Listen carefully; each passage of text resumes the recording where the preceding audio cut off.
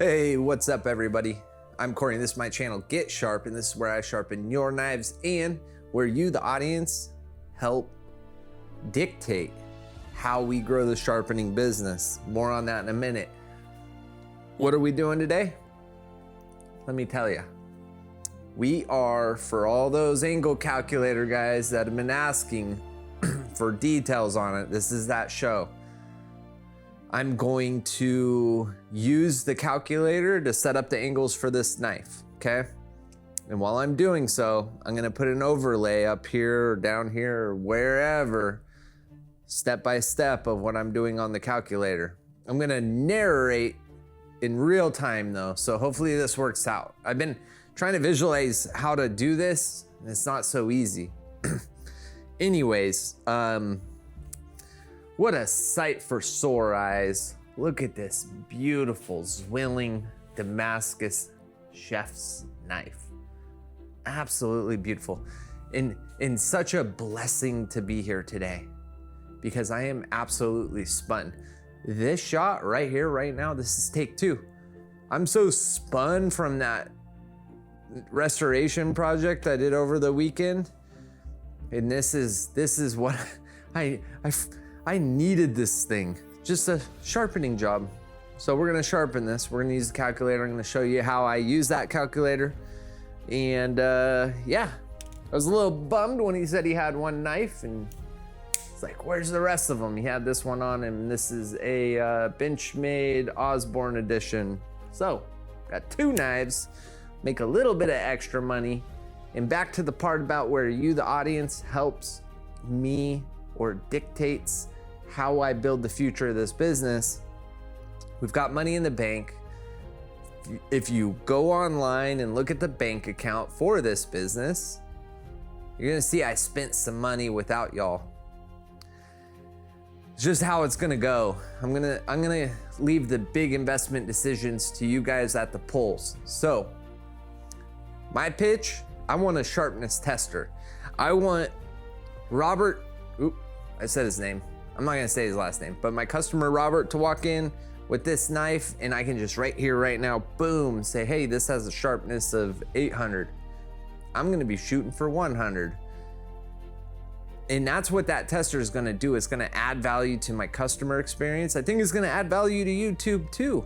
Because right now, the only way you guys can see if I'm doing a good job is doing the thin paper cut tests. And God, we've seen those for how long? It's kind of getting boring, right?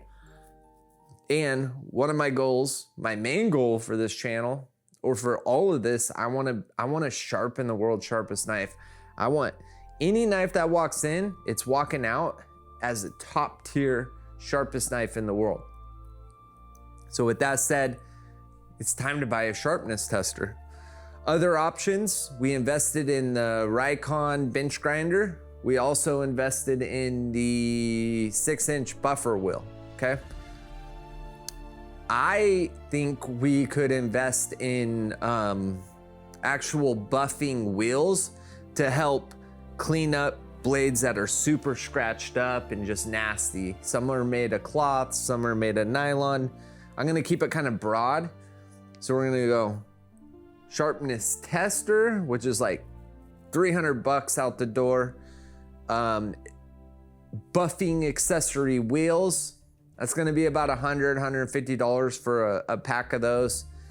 And then, yeah, I think that's it. If there's something you think I need more so than those, put it in the comments because you'll still have time for me to add it to the poll. I'm gonna try to get the poll up within about 12 hours of publishing this video. All right, so let's go ahead and get this knife set up and then we'll dive into the calculator. All right, so first things first, I already prepared a piece of tape. Let's go ahead and get that somewhere. I like to kind of shoot in the center of here. It's that easy. Oh, I didn't check all the parameters for the camera. Hopefully there's enough exposure for this to come through okay. Next, we got to get our knife jig set up, and I like to be within a couple millimeters of the spine and then give it a little bit of a tighten. enough to where I can move it around. And then the last step,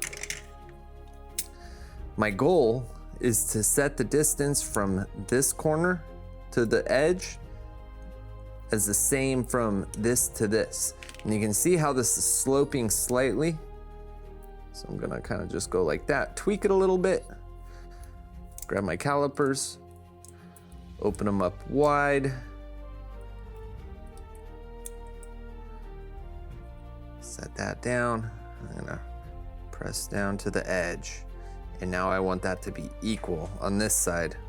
So you can see this side's a little higher. So I'm just gonna tweak it a little bit and check. And I think I can smell my wife close by. I'm joking. I heard you. It's right here on my left. Oh, this is becoming a challenge at this angle, guys. I'm just gonna have to do it straight on. It's gonna take too long. Oops. Okay, my jig's slightly too loose. That was mean, what I said to Tanya, but it's kind of funny. She knows I like to joke around. I love her smell, by the way. Something about her smell, it charges me up. I don't know if that's appropriate, but I said it. You heard it here first. Or, I mean, where else am I gonna say that? Okay. So, boom, boom, there we go. Equal. Here's equal. Here's equal. Okay. Now, we need to set up our Tormek. All right, so bar's really low. The more you grind, the more you're gonna kind of understand like where the micro adjuster needs to be for a particular knife. And for me, it's right about there. Just eyeball it, turn it on, use that wheel to spin it up and down because it takes forever doing it like that. All right, gonna leave the camera on here, but let's take a look at the calculator. All right, so first and foremost, this is the home page. It's gonna land on whatever profile you used last. Click up here on profiles, you're gonna see I have several. I have my SJ250, and they're all gonna be edge leading unless it says trailing. Okay, so you got your SJ250, your SJ250 trailing, your leather wheel, felt wheel, those two are both trailing because they have to be by default.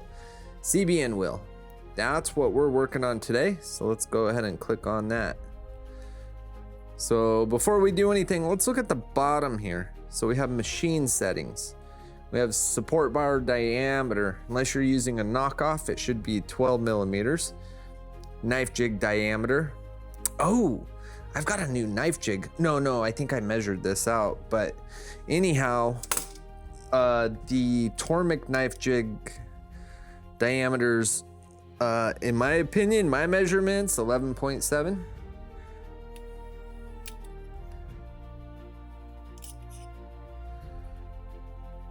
Yeah, my knife jig over here is completely different. Coming in at a width of 14 and a half. I wonder if I need to adjust for that. So 11.7's current. 11.7. I'm gonna go ahead and adjust that for 14 and a half in this case. Support bar offset. This is the amount of distance from the wheel axle and then running horizontally to the center of the universal support bar. My measurements showed 50, and then case height from the center of the axle to the top of the case, I came up with 28.22. Hopefully these are accurate. I'm pretty sure they are, but if you have something else, please do me a favor and let me know. These measurements are everything. Okay, wheel diameter. let's go ahead and take a look at the diameter of our wheel. Grab your caliper and measure the damn thing. It's that simple. Well, that's interesting. Getting different results than what I've had previously.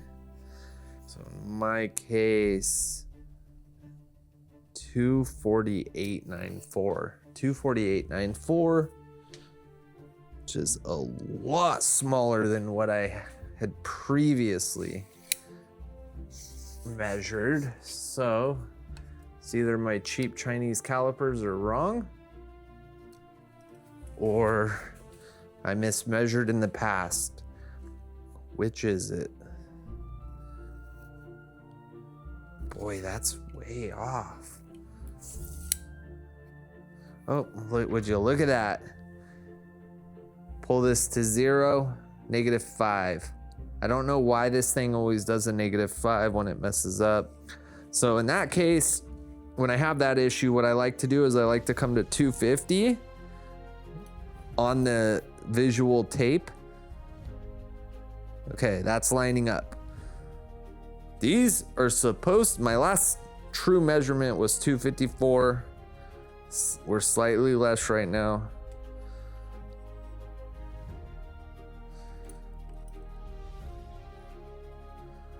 There we go, that's 254 now.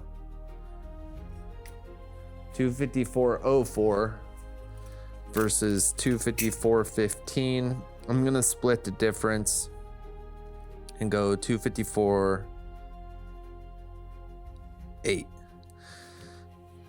No, 254.08. Okay, and now we're gonna move down projection distance. Okay. I gotta move the camera one moment.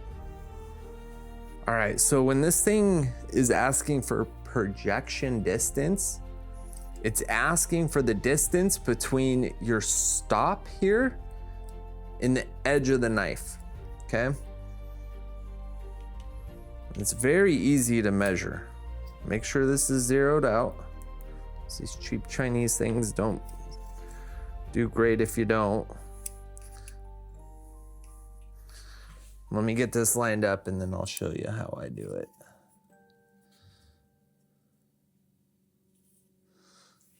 Okay, right there.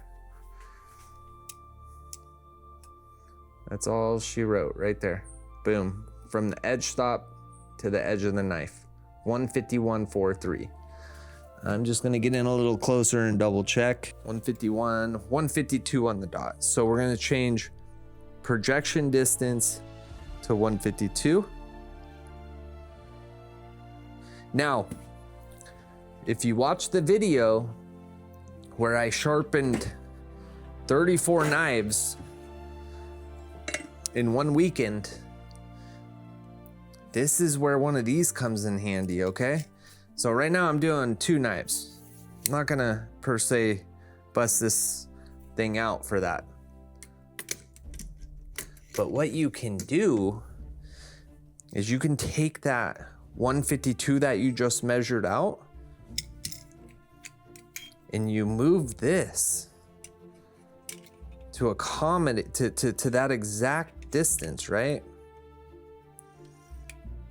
So it's gonna be right there.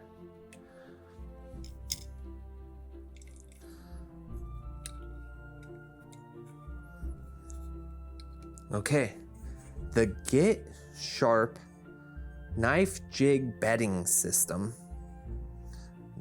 Get Sharp Knife Jig Length Bedding System. Bedding came from Mike, thank you, sir. Is now set up at 152 millimeters. So when I go from this knife, so this knife we already know, 152, right? Boom, look at that, fits in there perfect. So say we're gonna work on this knife next. And we don't wanna have to redo all of our calculations. Put my tape on there to protect my client's property. Okay, there we go. Let's grab ourselves the old school Tormek jig. Bless their hearts, they tried. And look at that. It don't fit. I wasn't expecting that. But see how short that is? Oops. So check it out. Bear with me here. Okay, so we've got the distance, right? We're gonna pretend this setup is that setup. We can slide this bad boy, right? So pretend this is now this, and it's short. It doesn't reach this. Instead of redoing all of our measurements, I'm gonna loosen the handle up, push this forward, get everything lined up nice and square, tighten that, boom, 152. Let me just do a better job of that. And now we've gone from one knife to the other, and there you have it. This is showing 151.9. There you go. Pretty damn close. Actually, that looks exact, so I'm gonna adjust my measurement here. 0.87, 151.87. Okay, so this tool allows you to make the projection distance a constant, but you need to have a jig with an adjustable stop. That's the caveat. Anyhow, it probably saved me a half hour total when I had all those knives. So I'm in love with the damn thing. Anyways, we got our wheel diameter, our projection distance. What did I say earlier? This thing measured in at 13. And what do I believe is the best edge angle for a hard steel? 13. Double-sided for 26 degrees included. Now it shows my wheel distance, 85.5. Go back to my caliper, run this down to 85.5, almost on the nuts. And now we set our wheel. Check it out. All right, so you already know this is set at 85.5. Wheel distance from the top of the wheel to the top of the universal support bar, okay? Need to make sure these locking screws are loosened, and we're too high. We can't touch it. So now, I never do this from this angle, so bear with me. I'm just gonna lower it until I hit the top of the wheel. You might be a little dum-dum like me when I first got into sharpening and think, well, which part of the top of the wheel? Over here, right here, or down here? Well, from this perspective, there's only one spot at the top of the wheel, and that's wherever it hits first. So I kind of like to move it back and forth like this. I know it's in this area right here somewhere. Oh, we just stopped. Come up a little bit. We stopped. Come up a little bit. A little scrape. That's it right there. Okay, there we are. And last but not least, this thing moves a little bit. See that? See that play? See how this is shaped like a V? If you apply all your pressure right there and then tighten, that's as square as you're gonna get it. Is it perfectly square to this? I don't know, but I bet you I'm within a very, very low allowance. Okay, that's it, guys. Too easy, too easy. Sharpie's painted on. With our hand, we're gonna just do an edge trailing motion. And we're gonna take a look at that scratch pattern. There we go. Okay, you can see that scratch pattern. It's a lot more faint than it would be if we were using aluminum oxide. Okay, CBN 800 grit. If you're newer to CBN wheels, I highly recommend starting out practicing on your highest grit wheels, because these things, I don't even know if you noticed when I was showing you that Sharpie scratch test, just in that little bit I did, put a small micro divot. I'm gonna grind over it, but like if I handed this back to my client right now, it's less perfect than it was when he brought it to me. And we can't be doing that. So that's how we get to 13 degrees without a knife edge angle setter. I like to always start this process on my weak side and just do a nice smooth pass. I'm trying to give every millimeter of this blade the exact same amount of time on the wheel as the next millimeter. And that's why I flip. One pass, flip, one pass, flip, one pass, flip, one pass, flip. So I also want a perfectly symmetrical apex. Should look at this side I just grinded before I move on.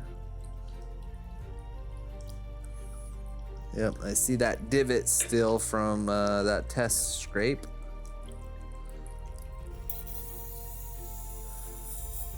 Shows you how strong CBN is.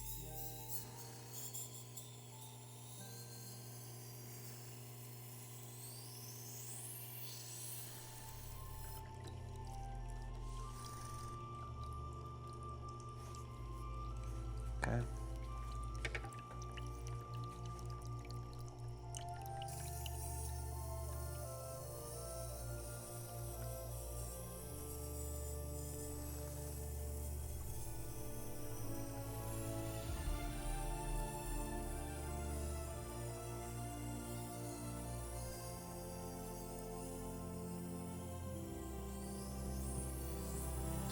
There will come a day when you're learning that you grind a huge gouge into somewhere on the blade. Don't panic. You can fix it. You just bought yourself a lot more time on the sharpening process than you would have had to otherwise. I always like to be very careful when I set my heel so I don't create a gouge. And when I hit the tip, like I do a bit of pressure down here, but when you get close to the tip, I go as light as I can go. The least amount of pressure as possible. This particular knife is probably getting pretty close to being apexed. Light as a feather. Down slow. There we go. Beautiful.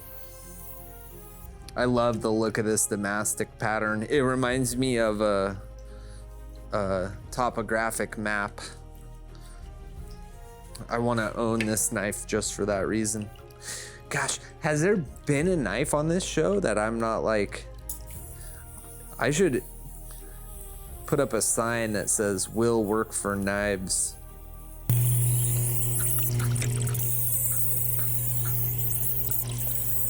Okay, let's see how we're doing.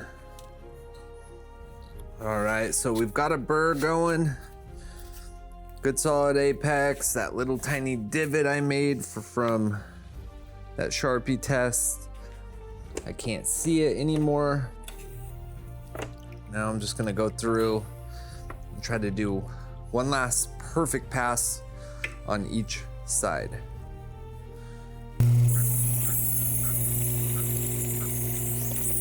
That was perfect. Just repeat it one more time and we're done with this wheel.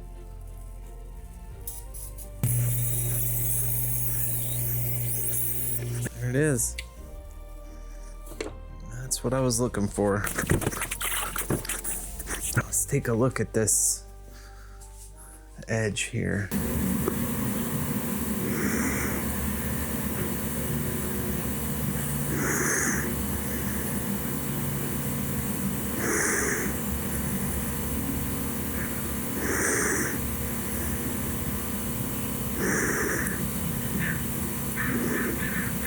All right, I'm gonna go ahead and step up the grit from 800 to 1200. So there's nothing for me to do with the calculator right now. If I was going from the SG250 up to the SJ250, which early in my career, that's what I did. I went from low grit aluminum oxide up to a high grit aluminum oxide. They're constantly different sizes, spinning time in between each one. Well, with these wheels, I don't have to. I'm ready to go.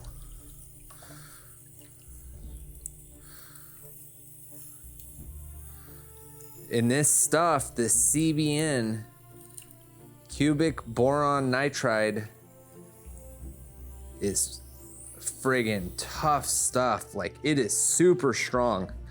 So it just rips right through this hard Damascus steel. I didn't look up the exact type of steel that this knife is made of, but I'm treating it as if it's VG10, VG Max. I wonder, is VG10 and VG Max the same thing? I feel like the Max has extra cobalt in it. I could be wrong though. Ooh, I did not like that pass. It felt sticky. The bar was sticky. You're always gonna have a harder time on your weak side. My dominant side, like you're seeing now, that's a breeze. But I just don't have the muscles built for this side. Multi-base, so we can do edge trailing. Okay, and just like with the CBN wheel, this one has its own profile. So let's go take a look at that profile right now. Pull it up on the computer, Corey. So here we are. We're gonna switch down to felt. T8 felt. I have two profiles, rock hard felt and felt. Felt wheel diameter 248.8. 248.8. Let's go ahead and double check that. At 249. 249.2. And my other one was 248.8. So we're gonna just go split the difference, 249. Okay. Projection distance. Let's go look back at that CBN profile. 251.87. Let's copy that. And then let's go back to felt wheel and drop that in. And we know we're doing 13 degrees. 87 is our distance to the wheel. So let's go ahead and get that set up for 87. Let's take this guy. I know you guys know how to use these. 86.99. I'm happy with that. And we're way high.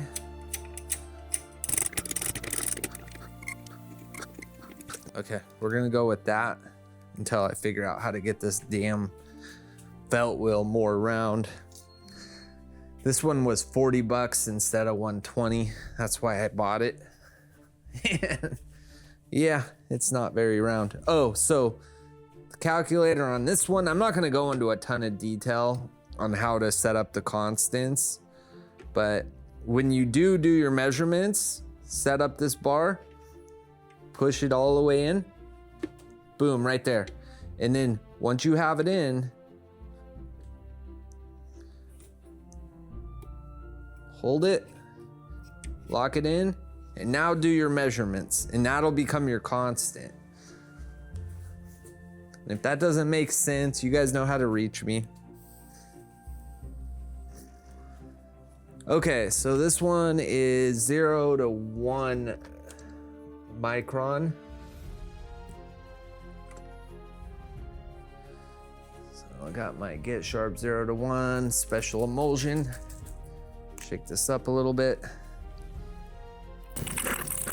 Yeah, that thing's a bit of a travesty, huh? Look at it. You should be wearing a respirator during this process. In my case, just got the garage door open, got the fan on. I'll just go with that. And just try not to breathe that much.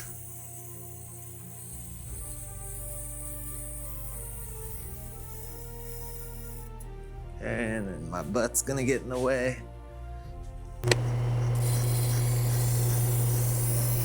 There we go. And this is part of the deburring process.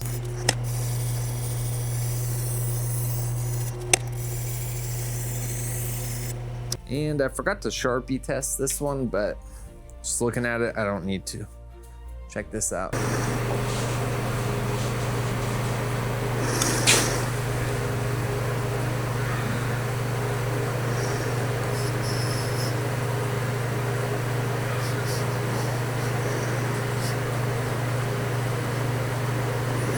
Looks like it just got polished by diamonds, 'cause it did. All right, you already know the next step, the calculator. Let's take a look. Okay, here we have our profiles, leather honing wheel. Oh, first let's go back to CBN, projection 151.87.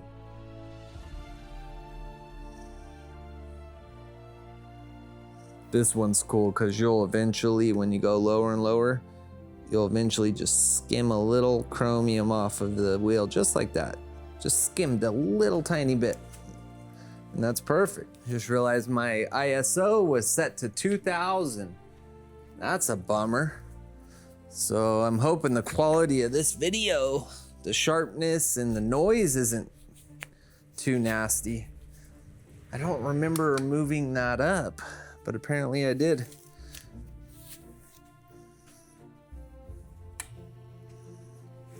Let's get a fresh coat. I feel like I can get the thickest coat when I apply it like this. You can see this belt, even though I've ran over it a bunch, there's no leather peeping through. Okay. But this shit, this is the best. Took a long time to find it.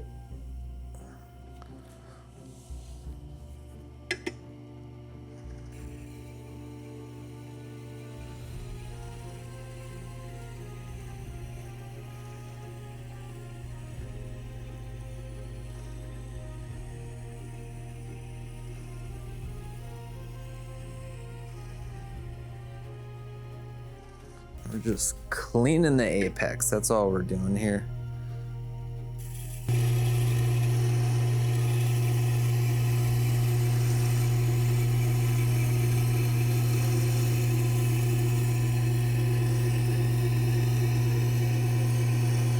I'm actually seeing pieces of the burr fly off.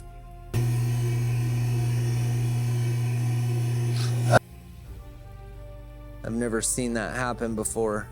I just saw 2 of them get ripped off. Oh, I wish I had a camera from my angle. Little tiny flakes Little remnants of a either feather or foil burr getting ripped right off. Interesting.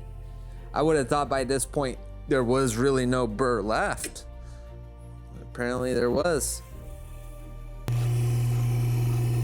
That's why it's important to do a good job with your burrs, guys. You don't need your customers deburring their blades while they're cooking their chicken Caesar salad. You know what I mean? You don't want people eating this shit. Gotta take the time and do this right. Plus, when you do a good job, they'll be back. You know, we're not working for the money that we're making today. We're working towards retirement. We want these people to come back. We're building the book of business.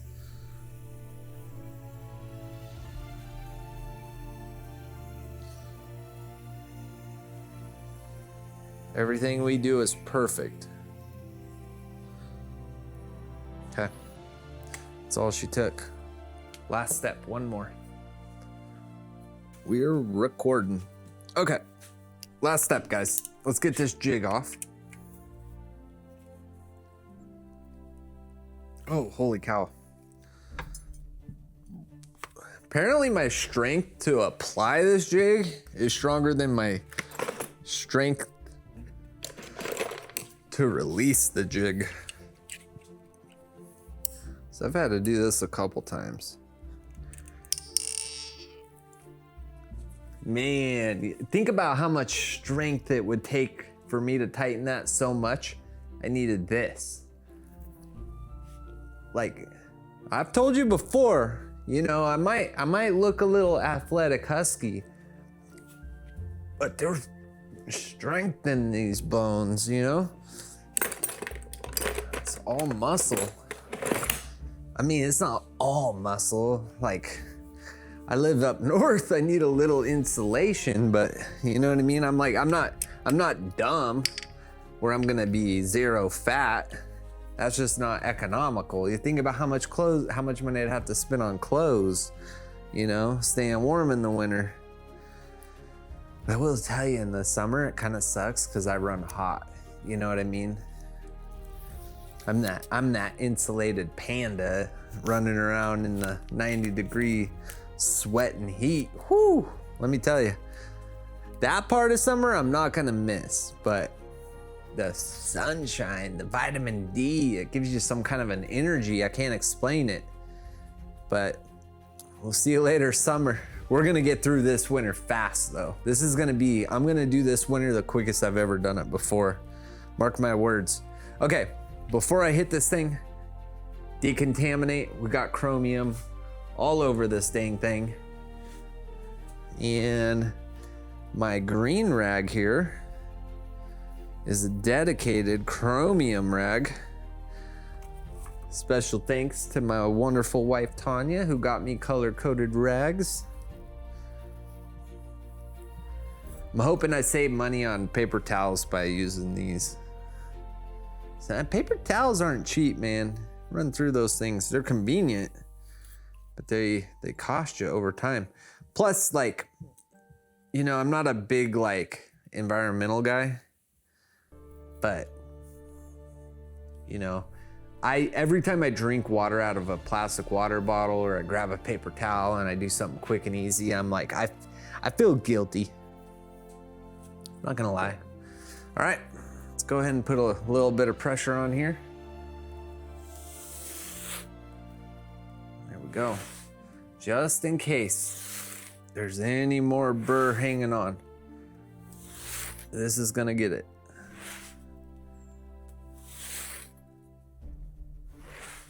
Now when I'm using hard steel, I like to hold it nice and taut. Softer steels, I want it to roll a little bit, but in this case I don't.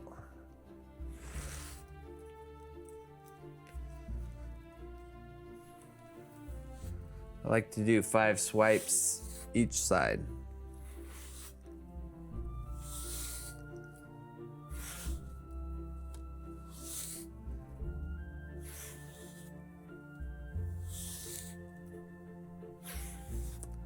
And if you're curious about this strop is a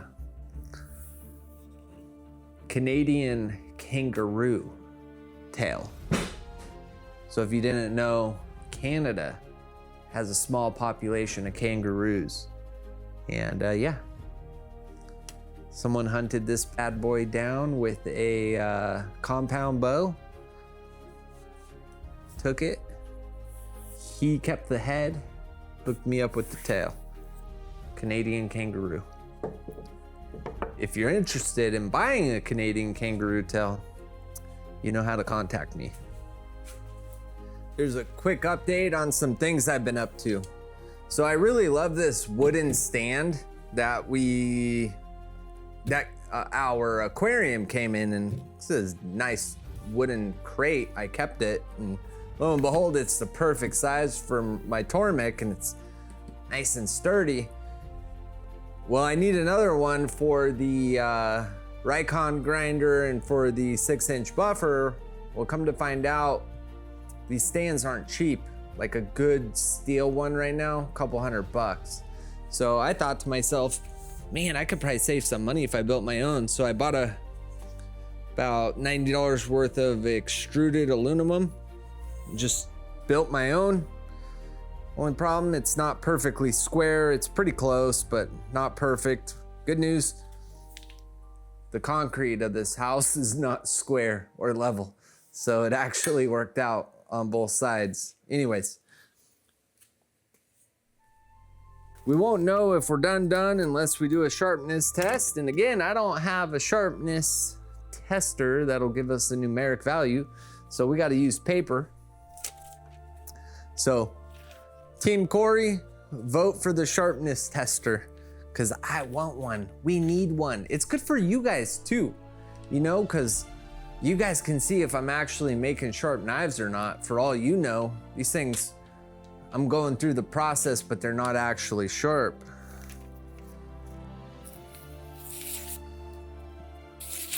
I would beg to say this one is sharp. Oh boy.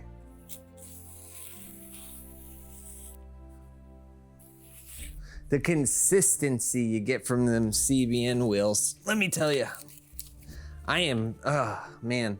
I have less snag issues now.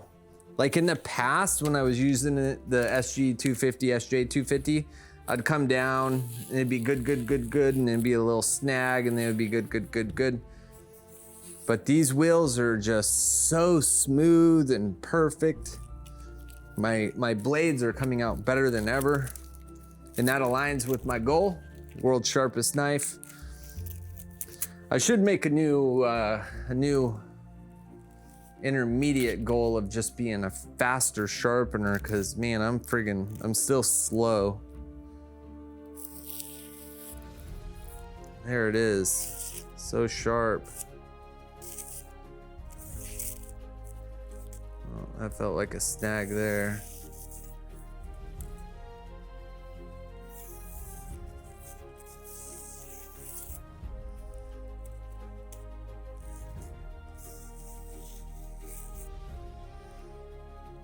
Get the microphone. Can't even hear it. I mean,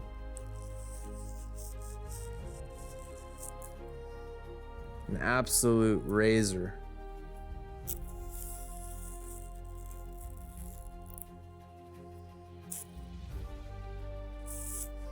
And I'm gonna have to bend over and pick all that up. Guys, thank you so much for tuning in again. For my homies who've been dying for the calculator video, you're welcome and thank you. If you asked for it and I did it, you better give me a like. But better than a like, if you're here for that, you gotta subscribe too. Come on, do me a solid here. And let me know you were here in the comments. I just see all these like 400 people watch your video and like, well, who are they? Come say hi, say what's up. We got a great community here. All right, see ya, bye.